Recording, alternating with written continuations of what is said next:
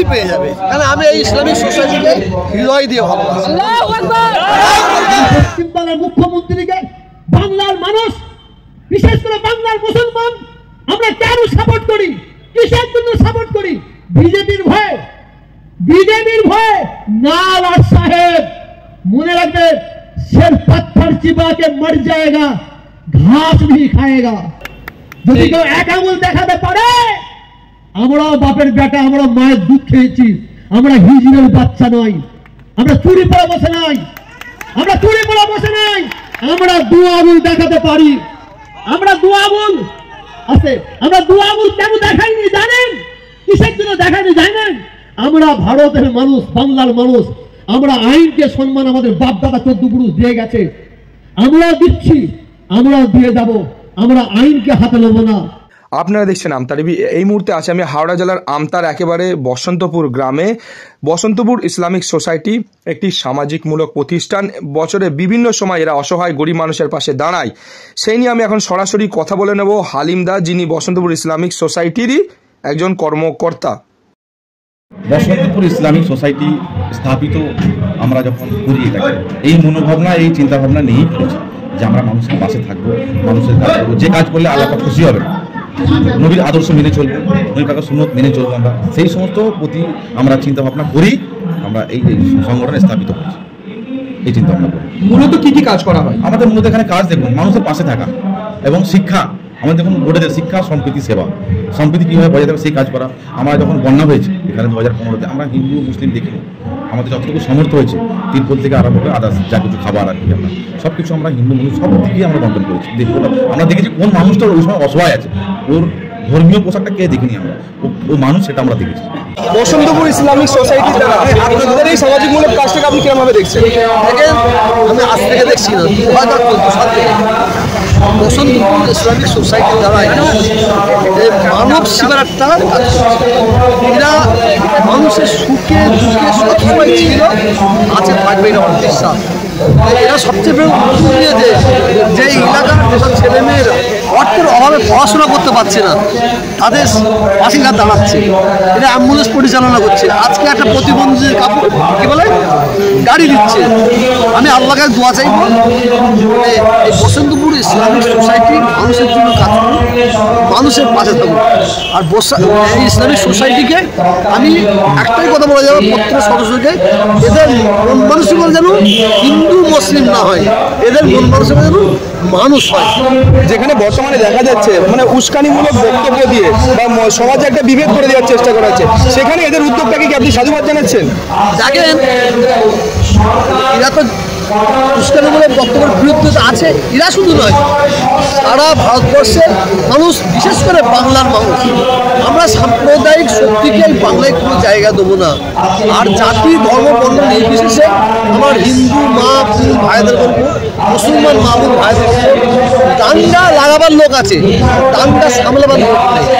আর যারা দাঙ্গা লাগায় তারা কিন্তু দাঙ্গার মধ্যে থাকে না, থাকে তারা আমরা সাধারণ আমাদের মা বোন ভাইদের ঠেলে দিয়ে ওরা পিছিয়ে যায়।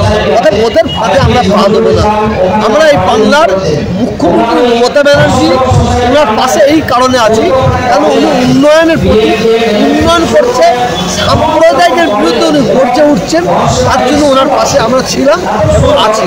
কিন্তু আমাদের একটাই মুখ্যমন্ত্রীদের দাবি, এমপি বলেন, এমএলএ বলেন, আর প্রধান বলেন, সভাধিপতি বলেন, মানে এনার পলিটিক্যাল দলে ওই মানুষগুলোকে আমরা দেখতে চাই যাদের মধ্যে মন মানসিকতা হিন্দু হবে না, যাদের মন মানসিকতা মুসলমান হবে না, যাদের মন মানসিকতা মানুষ, সেই লোকগুলোকে আমরা দেখতে চাই। কারণ আমরা লক্ষ্য করে দেখেছি সারা পশ্চিমবাংলায় কিছু মানুষ আছে, এমএলএ এমপি প্রধান সভাধিপতি আছে, তারা দিনের বেলায় কিন্তু তৃণমূলের ভূমিকা নিচ্ছে, আর রাত্রির বেলায় কিন্তু তারা বিজেপি আরএসএস ভূমিকা নিচ্ছে। এই মানুষগুলোকে আমরা দেখতে চাই না। আর এই মন মানসিকতার মানুষ যদি এরা যদি ভোটে দাঁড়ায়, আমি প্রত্যেকটা মানুষ করবো এদের কাছ থেকে দূরে থাকতে।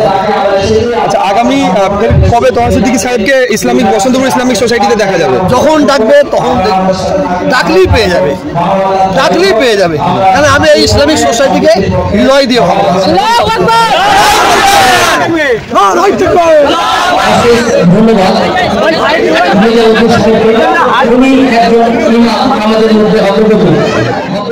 ভবিষ্যতে আমাদের পরিকল্পনা আছে বসন্তপুর ইসলামিক সোসাইটি থেকে এখানে একটা লাইব্রেরি করার পরিকল্পনা আছে, ডক্টরের চেম্বার করার পরিকল্পনা আছে এবং গ্রামীণ চিকিৎসা যে আছে চিকিৎসা ব্যবস্থাটাকে বিনামূল্যে পরিষেবা দেওয়ার জন্যে আমরা মাসে অন্তত একবার করে ফ্রি মেডিকেল চেক আপ করাবো। এখান থেকে আমাদের মানে চিন্তা ভাবনা আছে।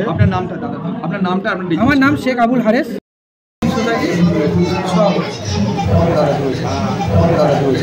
আমাদের চিন্তা ভাবনা আগামী দিনে রয়েছে যে এখান থেকে যে কোচিং সেন্টার হয় না, বিভিন্ন জায়গায় আছে, অনেক পয়সা দিয়ে ওখানে পড়াশোনা করতে হয় ছেলে মেয়েদের। আমাদের চিন্তা ভাবনা আছে স্বল্প মূল্য দিয়ে আমরা ভালো টিচার রেখে এখান থেকে কোচিং একদম, এটা আমাদের চিন্তা ভাবনা রয়েছে। এবং 15ই আগস্ট আমতা বার্তার মাধ্যমে আমি সমস্ত জনতাকে জানাচ্ছি আগামী 15ই আগস্ট 2025 আমরা আমাদের সংগঠন থেকে ইসলামিক সোসাইটি থেকে ব্লাড ডোনেশন ক্যাম্পের আয়োজন করব।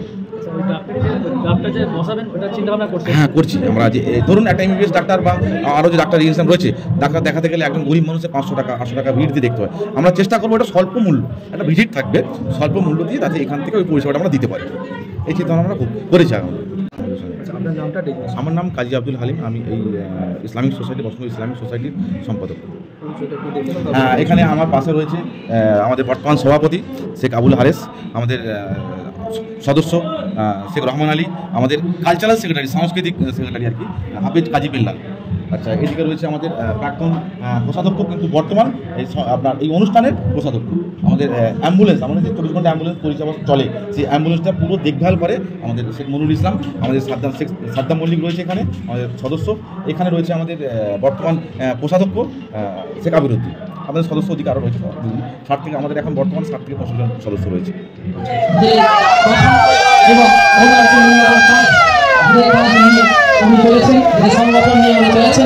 সারা পশ্চিমবঙ্গ জুড়ে বিভিন্ন জায়গায় ঘুরে ঘুরে যেভাবে উনি কাজ করে যাচ্ছেন, মানব কল্যাণের কাজ, শিক্ষামূলক কাজ, সেবামূলক কাজের মধ্যে যেগুলি আছেন নিজেকে নিয়োজিত করেছেন, ওনাকে অশেষ অশেষ আহ্বান জানাচ্ছি।